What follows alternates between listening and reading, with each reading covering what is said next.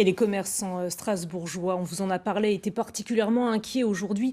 Des mesures de sécurité ont été prises ce samedi pour interdire aux manifestants l'accès au centre-ville. Certaines boutiques ont même protégé leur façade, mais finalement la plupart sont restées ouvertes, même si les clients n'étaient pas au rendez-vous. Reportage Maria Edman, Emmanuel Gambette. La rue de la Mésange en état de siège. Commerçants et vigiles étaient sur le pied de guerre. C'est là que sont concentrées les enseignes de luxe, un grand axe aussi où étaient susceptibles de défiler les manifestants. Alors les grands moyens ont été déployés, vitrines protégées, barricadées, entrées filtrées. Alors ça n'a pas été un mot d'ordre, nous on a demandé une certaine vigilance auprès des commerçants et après c'est chacun qui a pris cette initiative de vouloir effectivement fermer ces vitrines. Après on a réussi à obtenir des autorités cette interdiction de manifester au centre-ville. Les magasins sont restés ouverts et j'en suis ravi.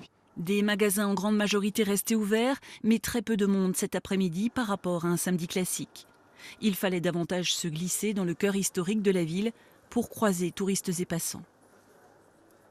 S'il commence à y avoir des débordements, c'est embêtant pour tout le monde, même pour nous qui habitons sur Strasbourg.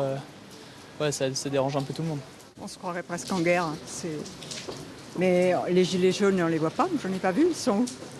Ils ne sont pas au centre pour l'instant en tout cas. Mais ils vont venir encore? On ne sait pas. Parce que c'est surtout la police qui s'est affolée là tout à l'heure, j'ai entendu. On n'a pas été dérangés depuis ce matin, on se balade sans souci, aucun problème. Des mesures de sécurité exceptionnelles obtenues mercredi par les commerçants à l'issue d'une réunion en préfecture. Ce soir, même si les chiffres d'affaires restent moroses, les commerçants se disent soulagés d'avoir été épargnés.